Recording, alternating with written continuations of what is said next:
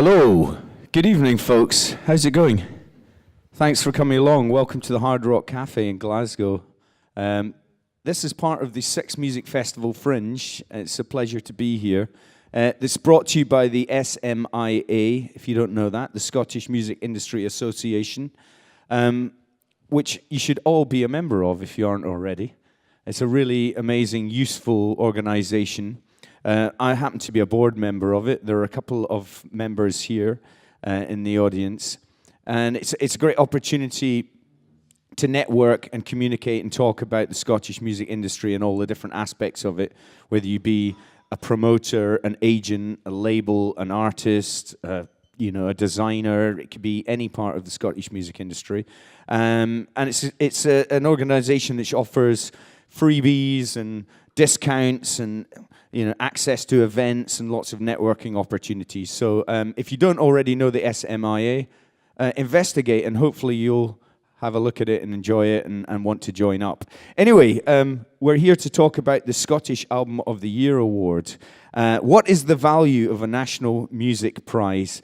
My name is Vic Galloway. I make programmes for the BBC, for BBC Radio Scotland, and increasingly for BBC Six Music. I'm also a journalist and an author and an SMIA board member. So I'm going to start the discussion, ask the questions. I'll introduce you to all our panelists. They'll tell us a little bit about themselves as well. But this is a discussion, so we want you guys to get involved as well. So if while we're discussing the SAY Award, anything comes to mind, you've got any questions, then please, we'll come to you at the end. Put your hand up. Don't be shy. We'll get a microphone to you.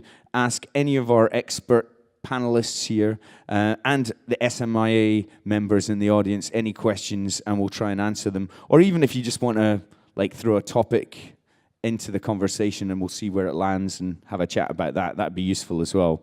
Everyone's going to hang around for a bit of networking and drinks and so on afterwards. So if you want to come and speak to any of us personally, please do that as well. Anyway, enough of an introduction from me. Now over to our panelists. So to my left is Caroline Sewell, who's from the Musicians Union, regional organiser of Scotland and Northern Ireland, and also a SAY Award nominator in the past. Caroline, do you want to just tell us a little bit about what you do, please? Yeah, absolutely. So for anyone who doesn't know, the Musicians Union is the trade union for professional musicians. We've got about 30,000 members across the whole of the UK.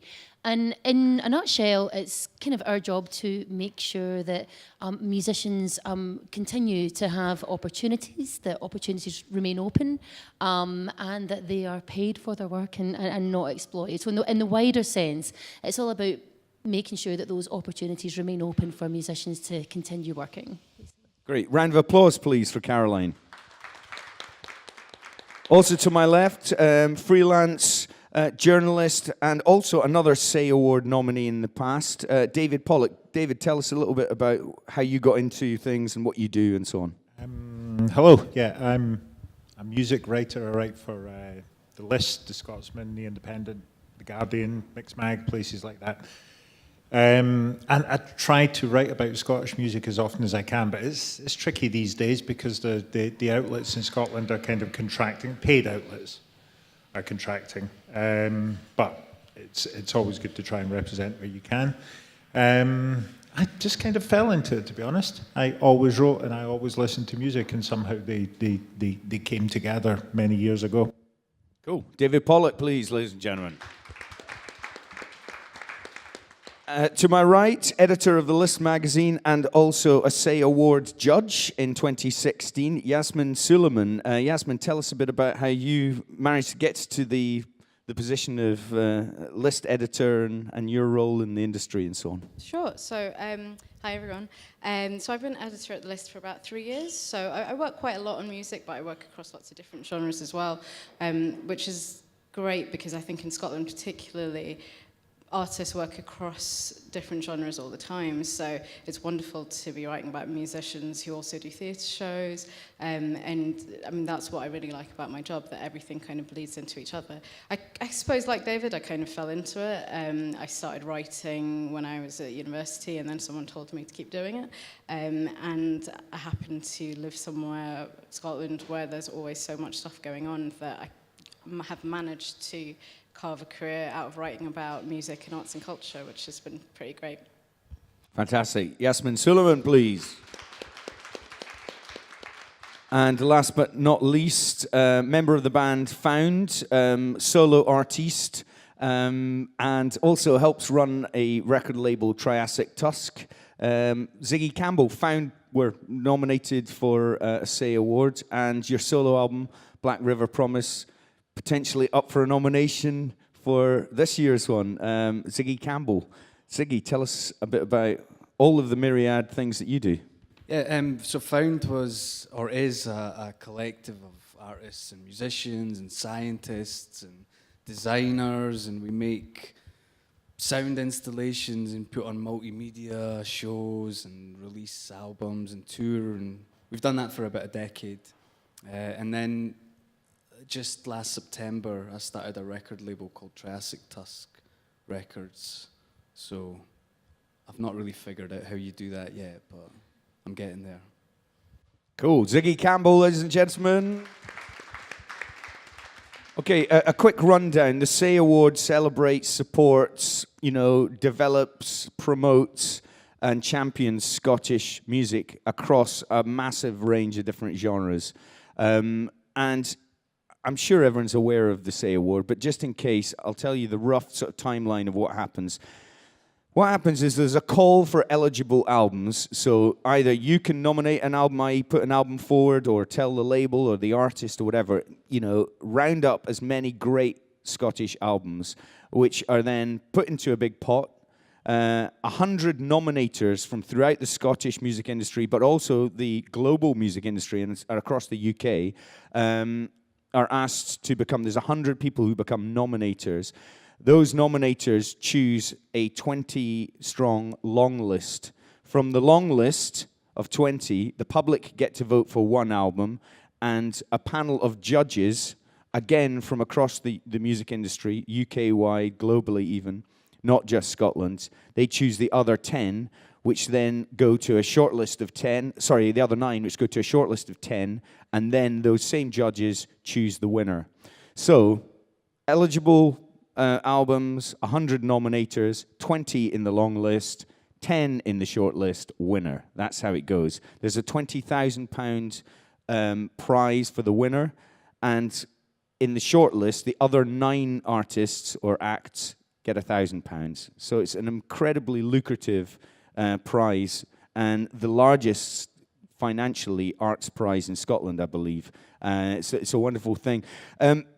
But we want to talk positively and negatively about this and just have a general chit-chat about it. First and foremost, well, Yasmin, let's start with you. Are you a fan of awards for arts? Yes and no. I like awards, but then I'm quite competitive, so I think that's probably why as well. And I do think with the SEA Award particularly, and the money that's involved, I mean, Caroline and I were talking about this earlier, it's a career-changing amount of money, and that can really mean a lot to, especially an emerging artist. But then I also think that the exposure is amazing from awards, even if you're not on the shortlist. If you're on the long list, or if you're one of the albums that have been nominated, then it's really important for the exposure of people, especially as David was saying, the number of places that there are to talk and write about Scottish music is shrinking all the time. And having a platform like the SEA Award is really beneficial in that way. Ziggy, as an artist, how do you feel about awards? I know that you're someone that's applied for funding from different sort of areas and managed to be successful in grabbing some money for your projects. But as a prize and awards thing, does it sit well with you? I think just what you were saying there, Yasmin. Yeah, I think the SEA Award's really important in terms of the amount of money that you can win. I was just chatting to Catherine Joseph about 3 nights ago. She was playing up in Arisaig, and it completely transformed her career. It gave her a music career, where she wasn't really known before that. And it's not only the money, it's the fact that you're getting booked to play headline shows. So you go from getting paid 30, 40, 50 quid to getting paid maybe up to £1,000 or more to play a show. So it gives you a music career if it goes well. So I think it's great in terms of that. But even even the £1,000 for the shortlisted artists, that's an amazing thing. I could make an album for £1,000. It could subsidise a tour. So in terms of the kind of monetary injection, it's really good. And the exposure you get, it's amazing. For a long-listed band like Found, it gives you the sort of catalyst to go and noise up people like Dave Pollock and writers and say, look, we're doing stuff, or tweet, or get your name high up on the news feed, you know, so it gives you that kind of energy to go and do that. So I think it's great in terms of that. I know there's always a negative side to awards as well, like it can be the kind of lead weight around your neck, and I don't think the SAY Awards got to that yet. It's still relatively in its infancy, so it's not like the Turner Prize or something where it becomes a bit of a kind of parody or a joke of itself. But yeah, I think ultimately it's. So a really good thing. you say that the Turner Prize has almost become a parody. What do you mean by that? I mean, it's still obviously hugely well respected, but you don't think so? Yeah, but I mean, well, wasn't it the KLF or was it the K Foundation or something that they had the sort of anti-Turner Prize where they created their own Turner Prize to the same value, and it was all the same artists that were shortlisted. So it was like we will award the worst artists in the world with 20 grand, but it was exactly mirrored all the artists that were up for the Turner Prize. So yeah, I guess it can eventually become a bit of a kind of wanky thing that you want to stay away from a little bit, but. And I think with the Turner Prize specifically, whenever the shortlist comes out, there's a chorus of, oh God, these people again. And I think that is the millstone about awards, that it can lumber you with this reputation that either people think that you're rubbish because they're sick of this award, or you don't really know where to go from there afterwards. But like you say, the SAY is still in its infancy. So. How do you think awards are viewed? Do you think they're a good thing when it comes to music? I mean, we've got the Mercury Music Prize, which is well respected, and yet you've got the Brit Awards, which a lot of people, certainly within musical communities, don't seem to respect, and yet they both exist. I mean, are you a fan of awards? I'm a fan of this award, certainly. I think, speaking of the finances involved, I think I'm right in saying, it may have changed, but I think the SAY Award is the same prize money as the Mercury, I think, which is, I think it comes down, to a certain extent, it comes down to what the artist, how they approach it and what they do with it afterwards. But also, I think in terms of this award at the moment, it has a certain credibility. It could get more because it's not recognised across the UK. You know, you speak to the press in London, they've never heard of the SAY Award. They don't know what it is. It's very much a local thing at the moment. But it also doesn't have the pitfalls that I think a lot of artists, when they look at, maybe it's an old-fashioned thing going back to the 80s or whatever, but they look at the Brit Awards, they look at the Mercury, and they look at sponsorship. They look at, you know, here's a word from our sponsors, here's the ad break, here's all the branding. Whereas the SAY doesn't have that. It feels like it's a very kind of, it is about, the only thing it's trying to sell to you is Scottish music, and the best Scottish music it can. And I think that has a lot going for it at the moment. It could get bigger, it could get more recognition for Scottish artists, but then it could lose a little bit of the soul. It's in a nice place at the moment. I would like to take this opportunity to thank our partners, Creative Scotland, TicketWeb and PPL, because the SAY Awards does have partners. In a way, it's quite good that people don't feel like it's horribly corporate and sponsored, but there are partners. And also, Paisley's bid for City of Culture 2021 is a partner as well. But I think, you know, Creative Scotland, Paisley's City Culture bid 2021, TicketWeb and PPL are relatively music-friendly. Can I say now you've caught me out with that? They are all relevant, but entirely, I mean, Creative Scotland, you know, that's entirely relevant to the SAY Awards, you know, and the fact that, you know, you do want to get people in the industry involved, but, you know, do you want them to try and flog you a mobile phone? No. Fair enough. Caroline, just as a sort of general point we're making about awards and so on, and with respect to the SAY award, what do you feel about this? I mean, do you think the SAY's well respected and it's a good thing as a general rule? Yeah, absolutely. And I think that for me, the thing that sets it apart completely is just the sheer diversity of it. And that's got to come from the kind of democratic process of how the shortlists are nominated and how it's kind of whittled down. So from somebody who's been involved in that process, it's great and it's really good fun, and it's that brilliant time of the year where I get to go and listen to loads and loads of new artists that I haven't heard before. But from the artist perspective as well, it's like when you see a long list with, Catherine Joseph, but slam as well. Like, what an amazing showcase for Scottish music and the diversity that it completely celebrates. So from an artist perspective, in terms of artist development and developing your audiences and engaging with new fans, I think it's really invaluable. Absolutely. Well, just in general, I would like to try and look at 4 sort of loose topics: the value of the prize of the SAY Award for music fans, the value for musicians, the value for the music industry, and the value for the economy and the Scottish economy. So while we're sort of chatting about stuff, if you sort of think about that, I think they all kind of cross over with each other. The winners, in case people don't know, in 2012, the first prize was Bill Wells and Aidan Moffat. R.M. Hubbard won in 2013. Young Fathers 2014. Catherine Joseph, Ziggy mentioned, 2015. And Anna Meredith just last year in 2016. The albums are being, put into the pot right now. So I think by the end of March, that's when the eligibility ends. So 31st of March, and then the nominators will have their say as to which make the 20. David, I want to pick up first and foremost on, you mentioned people in London don't even know it exists. How are we going to change that? That's a good question. I mean, to a certain extent, when you look at the press in London, it's like, how do you let them know that Scotland exists sometimes? I think you really have to shout loudly to be noticed. And I think, to be honest, the fact, I'm amazed at the fact that people didn't talk about this more when Young Fathers won the SAY Award and then won the Mercury. It was always, Mercury winning Young Fathers, and they didn't go into that.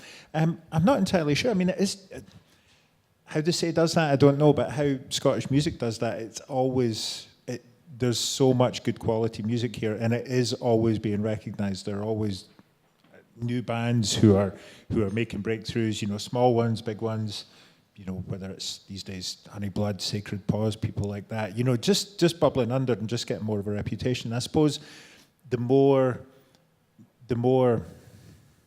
it sounds very convoluted, but the more kind of buzz bands you get on that, who aren't just the same old big names, but aren't just bands that people in Scotland will have heard about. I think there'll come a point at which, there'll be a lot of, it happened, 10, 15 years ago, around about Franz Ferdinand and all that. There'll be a lot of bands being spoken about at the same time, and maybe there'll be reason, if the London press are covering these bands in a big way, it's just like one more little headline they can get on the internet about them.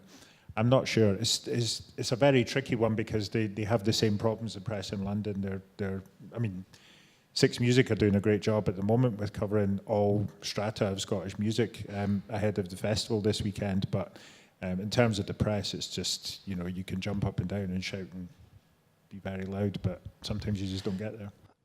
Should the SAY Award sort of employ a kind of plugging company or a PR agency that's London-based? I mean, Caroline, what do you think? How do we spread the word about the SAY Award out with Scotland itself? Well, I think it's really important for the SAY Awards to maintain its own identity, which is exactly what it is. It's about Scottish music, and I think I would be very wary if it went down the road of getting a big fancy PR company to come and kind of do a London spin on something that absolutely belongs to us and to our music community.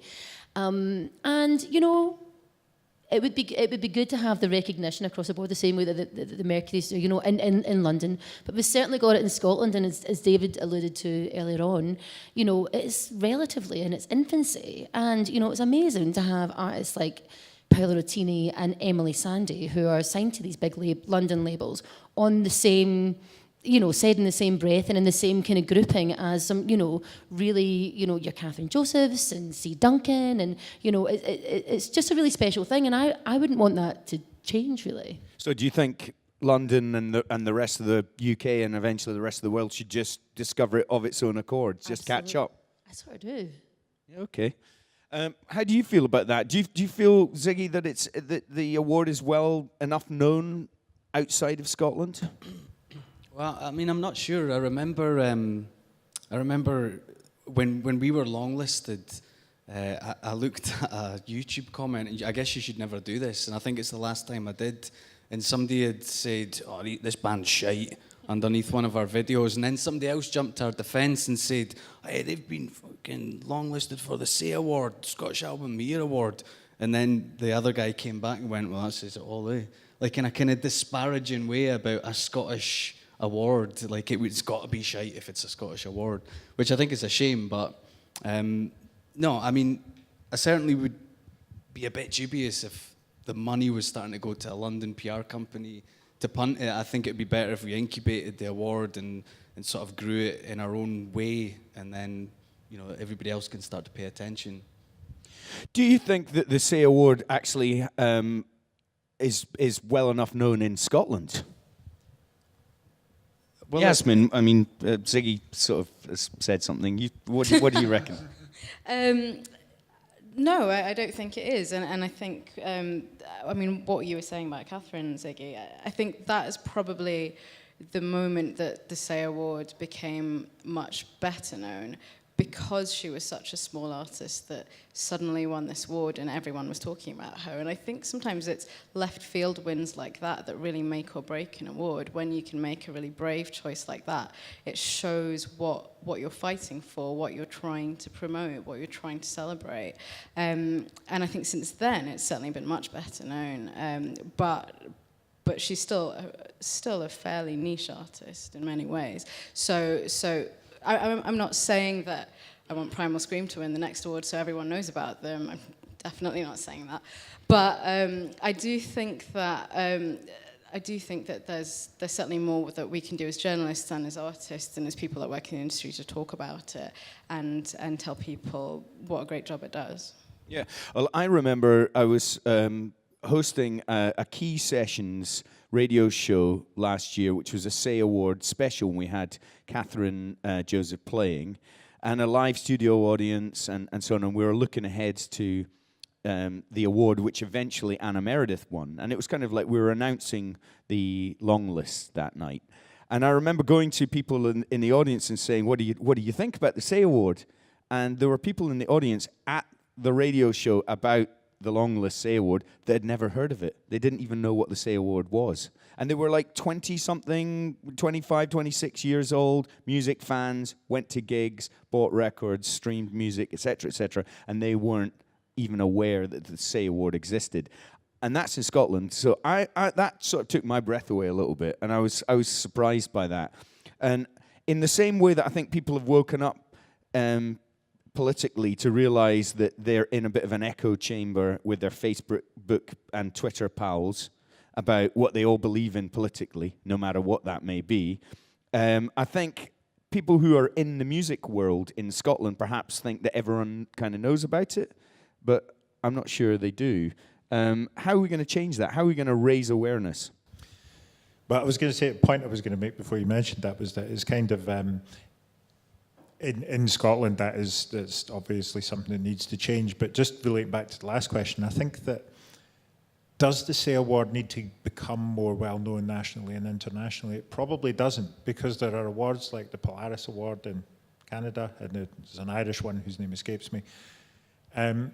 Nobody outside of these countries talks about them. The point of it is that you want the artists involved to become more well-known nationally and internationally. And the award can help them do that by, the money is a fantastic thing, the greater recognition, the chance for bigger gigs, the chance just to be able to work on what they do and create more music and create more opportunities brings that, I think. But as to how you do that in Scotland, I'm not entirely sure. I think I mean, if you want a proper kind of mass market appeal, I guess, you know, to involve people like, you know, DF and things like that, to have you know, to have, if it ever comes back, which I'm sure it will, you know, have like a say award stage at something at Tea in the Park alongside Tea Break, or, you know, do kind of showcases at King Tut's and things like that, and, you know, advertise in the back of the Sunday Mail, and just kind of really push it in front of the kind of mass appeal pop fans, if that's what the Say wants to do, if that's the audience it wants to go for. I would imagine it does. I would imagine it wants everyone in Scotland to know about it. Do you think that should happen, Caroline? Do you think they should go for a more, or try a more mainstream appeal? I mean, it's easier said than done.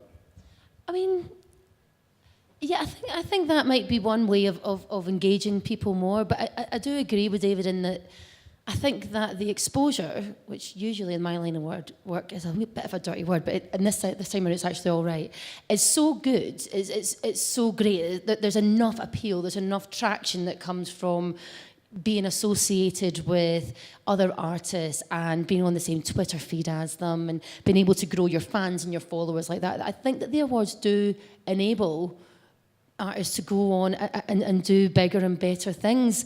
Do we need to involve DF? And, you know, I have to say, I would worry that it would become too mainstream. I sort of like it the way that it is. But I agree that what we want to see is the opportunities for the artists and being able to go, and if they want to go and work in London, then the bigger labels will know who they are. And hopefully they'll realise the significance of the awards. It shouldn't need that much explaining, you know. But I think that I agree, in terms of the industry, we know, but we do a lot of talking amongst ourselves, don't we? And actually, you're right. When I speak to people, they're like, what's the Say Awards? And I'm like, how can you not know what this is? You're a music fan, you know? So I think it is just having those conversations. But yeah, having Six Music involved, and, you know, that can only help. And then, you know, the few years that the awards have been up and running, I think this is a great stage to be at, actually. It's inevitable, I suppose, with any of these kind of things, but whenever the long list, the short list, and eventually the winner is announced, there's always bitching and backbiting and critique on social media and everywhere else. In some ways, that's a good thing, but a lot of people have said that they reckon it's too niche. You know, and maybe this goes into, it sort of taps into what we're talking about here, making it more mainstream, or at least allowing mainstream areas of society become aware of it. How do we do that? I mean, how does that happen? I mean, if you look at the winners, Bill Wells and Aidan Moffat, R.M. Hubbard, Young Fathers, before they won the Mercury, Catherine Joseph and Anna Meredith, all brilliant artists, in my opinion, and I would imagine everyone here, but hardly sort of household names, really. Do we need to go down this kind of more mainstream route? Well, I think, like Dave says, it depends on what the goal is. I mean, are you asking how we get more people to know about the winners? Yeah, and I mean, the thing is, when people criticize it and bitch about it, you say, well, actually, Emily Sandé has been long listed, Primal Scream, Biffy Clyro, big names, Calvin Harris, etc. It's not that they've been excluded, but then it gets to a certain point when it comes to the judging, and perhaps the Emily Sandés and the Calvin Harrises and so on are swept aside in favor of Anna Meredith or Catherine Joseph. And I just want to discuss that, because I've personally had discussions with people who just go, ugh, the Say Award, it's too cliquey, it's too niche. I'm not in that world. I don't like that kind of music. I'm into big brassy pop music or a more mainstream stuff. And it's kind of like, actually, it's about that as well, and trying to pull people in. Yeah, I think having, I mean, Caroline's already mentioned diversity, having diversity of very well-known people and much smaller artists on the shortlist has always been a really good thing and a really good showcase of the variety of work there is in Scotland right now. Having been on the judging panel, so that was last year when Anna Meredith won, that I was on the panel, I don't actually think that we discounted anyone because they were big. I mean, there were some people that did, but there were equally lots of people that didn't. I mean, we talked about churches for quite a long time, and they're huge. And I don't really think anyone thought we're not going to think about them as being a winner because because they don't need the money, because they don't need the profile. I will say there's an element of wondering, like, who could be the next Catherine Joseph, for example? Who would this really make a difference to? But snobbery, I don't think, the sort of snobbery that you're talking about, I don't think happens, at least not in my experience. So, there is a possibility, or Calvin Harris stands every chance of winning the award next to an Anna Meredith. Is that real? I'm just trying to dig here a little bit, because I think people can say that, but actually when it comes to the judging room, people are going to go, Calvin Harris is the biggest solo male artist in the world right now. He doesn't need 20 grand. Or does it come down to the actual critical acumen of the panelists? So they go, well, we've been through the Calvin Harris album with a fine-tooth comb, and we actually critically don't think it's as strong as... Because I would like to know, what kind of discussions are being had in the judging? Robert, how much can I say about this?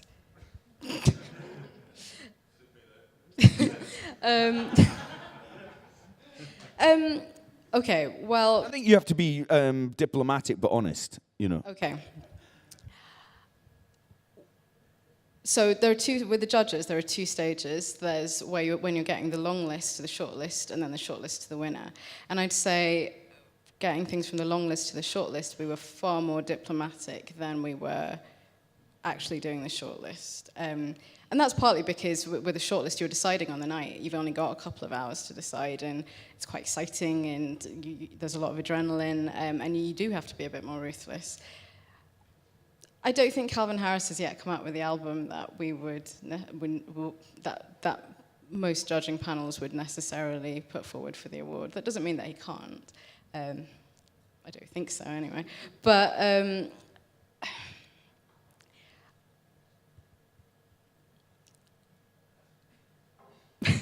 I can see the diplomacy's killing you there.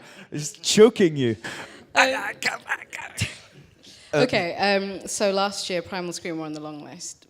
We did discount them immediately. Oh, God, should I have said that? No, I think you should say that. That's. If that's what happened. But that's not because they were who they were. It's because we didn't think the album was that great. Especially compared to a lot of the other stuff on there. And I think that is what you're looking for, quality and people who are really pushing the boundaries. And often that isn't the really big names. Calvin Harris doesn't have to push the boundaries. He can kind of phone it in and he'll be fine. And I do think it's part of... for me, I think it's part of the SEA Award to look beyond that, to celebrate those people as well in their own way, but to really look beyond that, the people that are doing really interesting things, the people that we want to say, this is the best album from Scotland in the last 12 months. And that is usually the smaller names. So genuinely, the judges are looking for something ingenious, something that is progressive, that's pushing the boundaries, that's trying to stand out from the crowd. Yes, I would say so.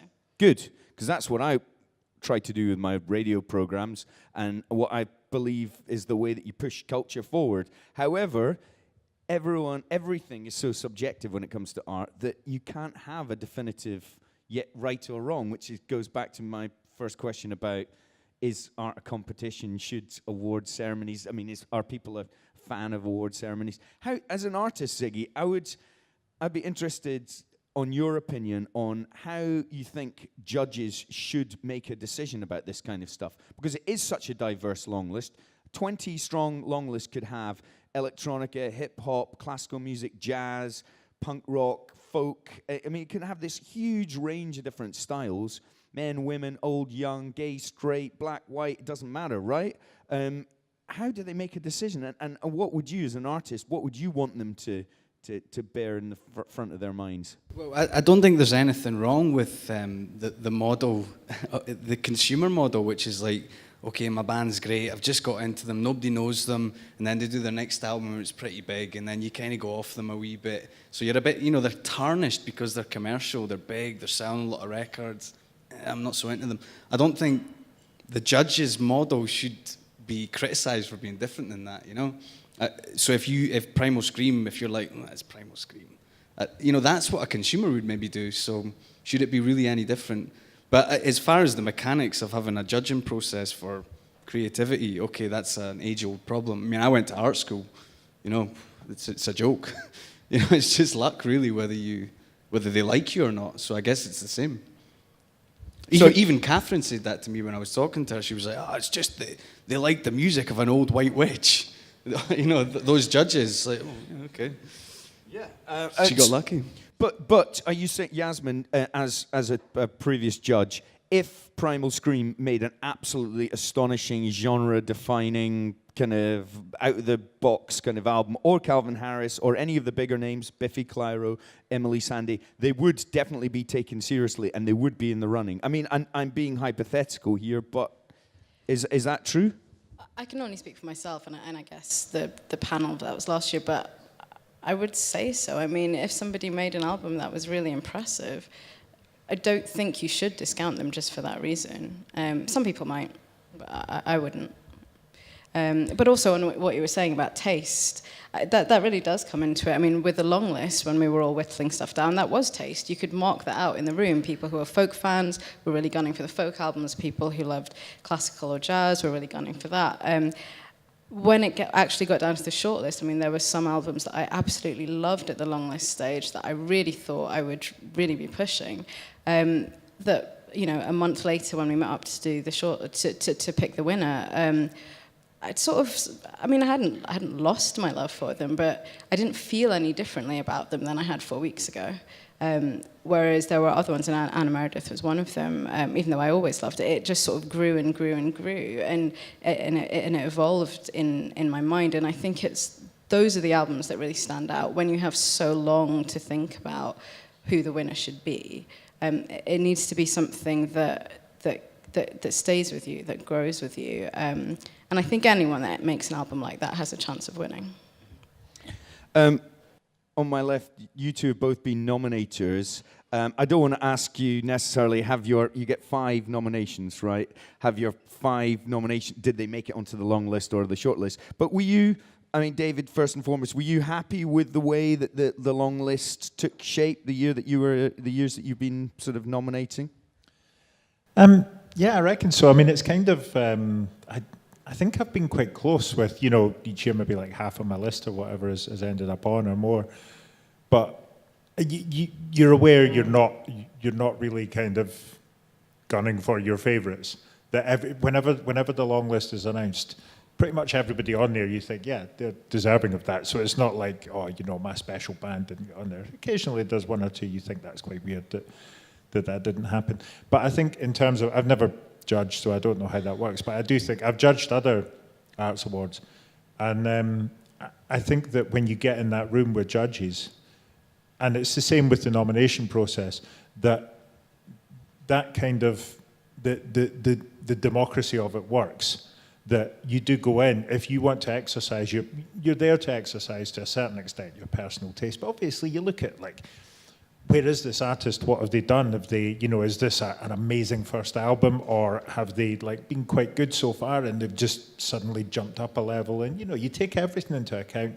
Personal taste is part of that, but you find that with a good judging process, that it all kind of balances out, and the consensus generally comes through, even if one or two people argue very strongly against something and one or two people argue very strongly for it. It's kind of that, I guess it's like politics really, isn't it? It's that big kind of swathe in the middle who are like, well, we'll see what's, see what we think in the end. And, generally the right decision is taken. But I can't speak from experience of the SEA Awards, only from... You think that sort of objectivity eventually and that critical kind of, groupthink in a way comes to a good decision, rather than everyone going, this is my favourite one, and my favourite one should win. My favourite one's better than your favourite one. Do you think people do come to that sort of collective decision-making naturally? Yeah. Well, I mean, there are all sorts of things I've done before. It's, again, not the SEA Award, but there are ways you can do it. There are methods of point systems and things like that, and ask everyone their opinion and whatnot. But yeah, I think if people, again, politics, I think if people say, this is what I want, this is my thing, and I'm going to argue until I'm blue in the face and I'm not going to be swayed by anyone else, then you've got loads of people arguing in a room until someone kicks them out, until the hire's up, until it's over. People have to be flexible in their opinion and listen to the other people. And if you have a group of judges or a group of nominators who have a kind of proven track record of at least, not necessarily having taste, because you might think, yeah, their taste crap, but have a sensitivity to the position the band are in and what the band are trying to do and how it measures up against other bands who've been in their position before, and all, just have a general kind of broad knowledge of where that band are at, and have an interest in the music and an excitement in it. You may not like a band, but you can say at this point in their career they're doing absolutely the right thing they should do. No wonder they have loads of fans, because you take all that on board and make an informed decision, and many informed decisions together generally come up with a very informed decision. What are your thoughts on this, Caroline, and being a nominator? Did you think about it quite objectively? Did you go, I'm going to choose these 5 because I think they are deserving of the prize? Or did you go, these are my 5 favourites? Or did they sort of cross over? I go, these are my 5 favourites, pretty much. For me, it's about, it doesn't, so it might be Primal Scream, they might have made the best album of their lives. Then absolutely, they'll deserve a fair crack of the whip. For me, that's what I enjoy about the process of it. The democracy makes it feel like it is kind of fair. And I think that if you didn't take that approach, would you be undermining the process a wee bit if you didn't give an amazing album a fair chance at it? So for me, I love choosing the 5 albums, although it's really difficult. It's really, really tough, because you want to listen to everything, you want to give everything a fair chance, but it's really, really difficult. And have I put, higher profile artists forward as one of my, 5? Yes, I have, because that's genuinely where I thought that the album fell. But, I think it's really important that it's just got to be about the music, Ziggy, as someone that's being nominated, and hopefully will be nominated again because your solo album's an absolute corker. Going into a little bit more detail now, what do you think an artist actually gets from a long list nomination, a short list nomination? Maybe not winning it, but what's the impact on an artist? Yeah, so I think we've spoken a bit about winning it, but we were just longlisted, but it was really good for us because we got to talk about, I got in touch with the local newspaper where I'm from. It gives you a reason to do that kind of thing, and it gives you a kind of catalyst to go and speak and brag about yourselves and all that. But one of the interesting things that happened with the longlisting that I noticed recently is when people write about Found, they say we were shortlisted. So so history's perverted it a little bit, and we've been pulled into the shortlist bracket. So nobody really cares if you were longlisted or shortlisted. You were just orbiting around the Say Award at some point. And I think that, ultimately that's quite good. It's a bit of a shame for the folk that were shortlisted, because we've kind of cheated our way in through history, but it's really good. And I think just the confidence boost is probably the best thing, because you don't, it's hard to get that in music. I think anybody here that makes music, it's difficult to get that kind of lift, and when you get it, you can really run with it. So, people talk about, increased sales, increased streams, more visibility on social media. Did that all work for you? Well, I never had that conversation with Chemical Underground, so I don't know if it did increase our record sales, but we made it work for us. So we were doing a lot of extra gigs and just trying to make sure people were talking about us and thinking about us. And I think when you get a band doing that, ultimately it's a really good thing. I don't know if it just happens automatically, but...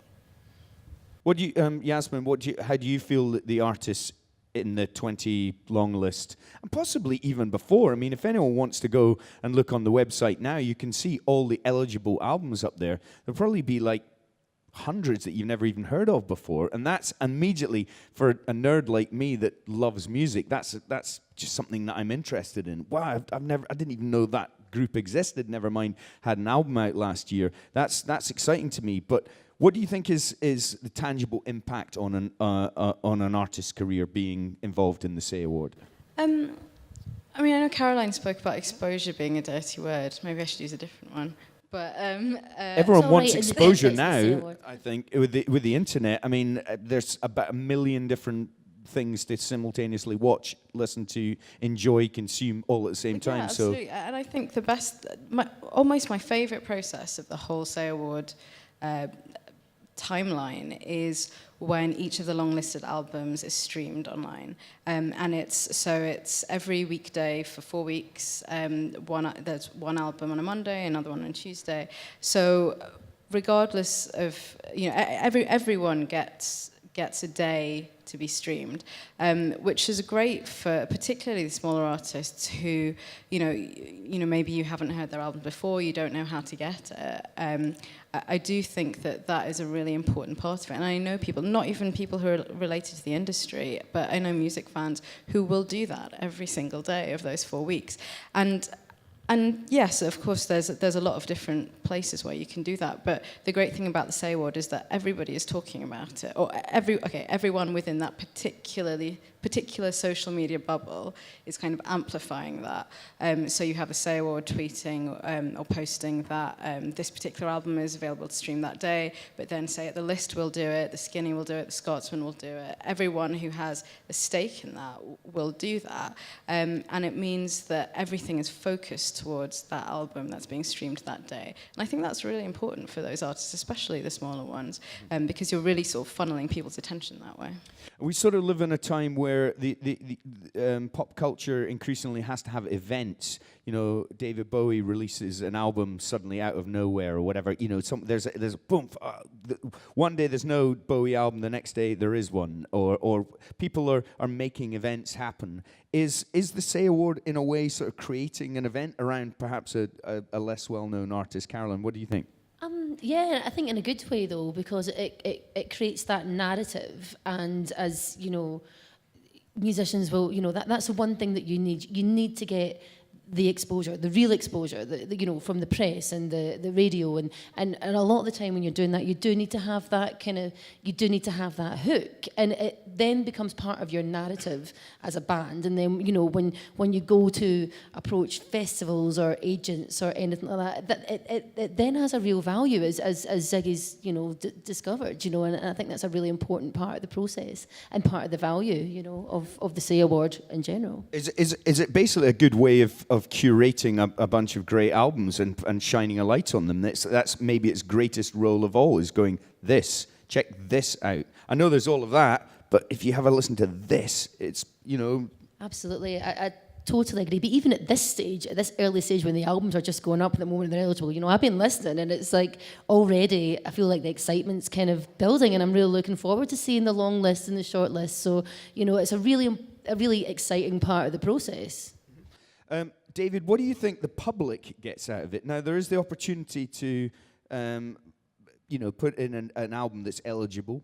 Look at the details online, the eligibility, criteria. Put forward an album, but then there's also the opportunity to vote for one album which will make the shortlist and ultimately win £1,000. But above and beyond, kind of nominating an album and voting for something that goes into the top 10, what do the public actually get from the Say Award?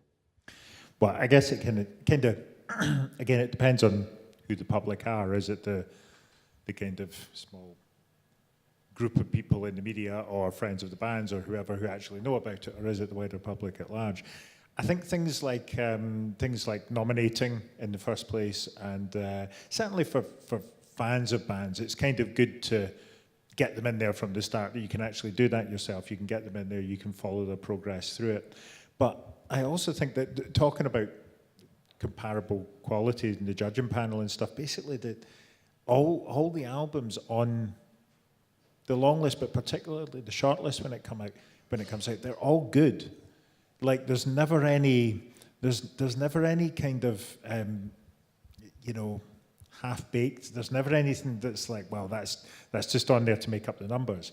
It's like every time it comes out, there are 10 albums there that you could put on the Mercury Prize list and not look out of place. It's that good a quality, and people, what did the public get out of it? Well, if they want to know about it, if they want to discover it, then there's just a lot of good music there. And it cuts both ways for the artists as well, going back to what you were saying earlier. What they also get in terms of the exposure is, the potential to be exposed to an audience, but just things like, I believe they still get it on the rack at HMB. They used to. I was speaking to, I emailed around a few people who'd won it before earlier just to try and get their perspective. And one of them said at the start of they got on the long list, they didn't have a distributor, and just being able to say, look, there's our CD on the rack at HMB. By the time they won it, they had a distributor, and it was basically down to that. And funding applications as well. If it's, another one said, it's basically something for the BIOG. It's something to, when it may be the SAY award in terms of the, whole British music industry or whatever, it may be a relatively small drop in the ocean, but it's something kind of significant that you can add to the story of yourself as a band, because people want to hear stories about bands. They want to hear what goes on, but unless your music is that astounding that it's this sounds like nothing else, and we have to hear this, we have to know more about it. If you're quite a good band, tell us more. The SAY Award is something that people can tell if you're involved in it, because it's a quality and kind of well-regarded process amongst people who are involved in it. Well, just talking about the process quickly, we'll sort of wrap it up in a little bit, and so have a think about any questions you might want to, or discussion points you might want to throw in. But in terms of the process, we sort of talked about the nominators and the judging panel. Could that be improved at all, do you think? Could that be tightened up? Or because, again, it's coming back to this kind of criticism that I keep hearing from, admittedly, some people are just bitches and they like to, have a go at whatever, but... there's a lot of people that sort of go, it's too cliquey, it's a boys' club, it's it's the same people choosing the same. I mean, as far as I'm concerned, 100 nominators, so potentially 500 albums in the pot, if everyone chose a different album, and then a curated judging panel who are not just the same old people in Glasgow or Edinburgh or Scotland. They're actually from across the UK. But I mean, could things be improved upon? Do you think it's a worthwhile process? I think you can always say that things can be improved upon. It's always important to look at what's worked and what hasn't worked and see how you could do it better. I think the SAY does better than an awful lot of awards across the UK at being as representative as it can be. I mean, 100 people putting 5 albums each forward is a lot of people.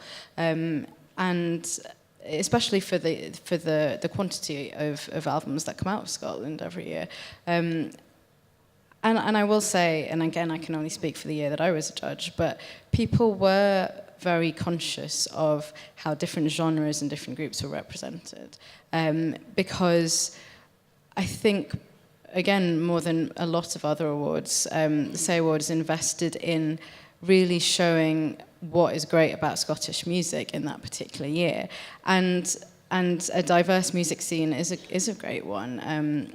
I think one of our writers often says that he's tired of seeing the same old indie piffle in that, which is a phrase I like to use. But I don't think that that is all it is. I mean, there is often a dominance of that, but I think people are very conscious that is a dominance, and are keen to look at other things. Do you think you've mentioned it. Do you think there is perhaps a bit too much, sort of leaning a little bit too heavily on indie rock, on indie bands rather than other genres, or maybe there's just more of them here, or more high-profile ones that do get included in the award, which I guess is what you're asking.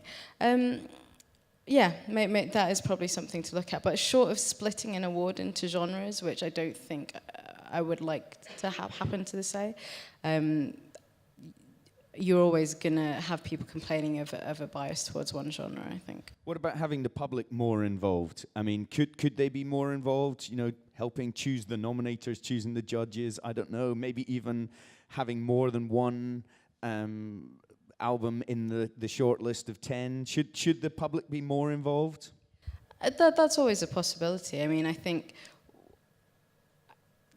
there were albums that were popular, very popular with the public last year that the judging panel were less keen on.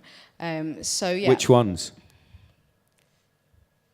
A high-profile collaboration, which ended up in the shortlist, which I quite liked, but wasn't that. Can't remember that. What was that one?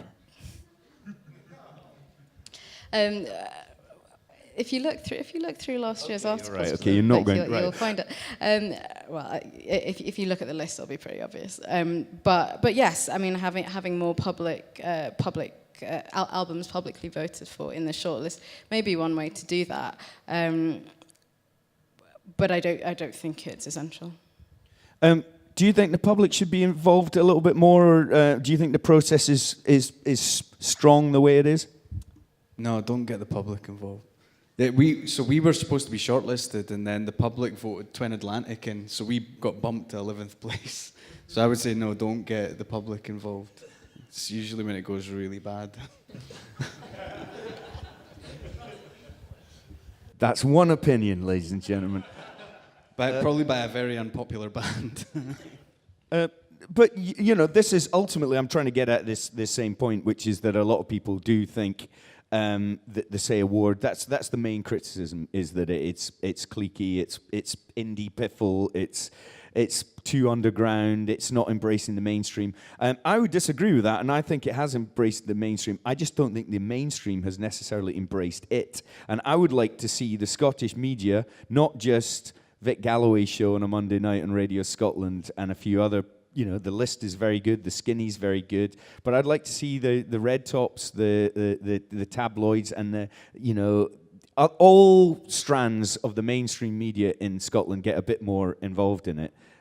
But that's just one opinion, ladies and gentlemen, of course. If you look at the figures, in terms of actually giving money to artists, £100,000 has been given to 5 winners. £45,000 has been given to 45 runners-up. There have been, we haven't mentioned the Art and Design Prize as well. There's a huge amount of money and support being given to artists, whether you agree with the actual winner or the shortlisted artists or whatever. I think, you know, there is hard cash being given to artists that deserve it. And I think it's probably time we sort of start coming to an end with this. I think we've been talking about this stuff for bloody ages now, so everyone should go to the bar and get a drink. But before you do, have a look at the SMIA website. Obviously, look at the SEA Award website. Think about becoming a member of the SMIA if it tickles your fancy. It's a really useful thing if you're involved in music in Scotland. And could you put your hands together for all my panelists, Caroline, David, Yasmin, and Ziggy. Thank you to them all. Thank you very much for coming along. And thanks to the Hard Rock Cafe and the Six Music Festival Fringe for having us. And yeah, make some noise one more time, ladies and gentlemen. Thank you.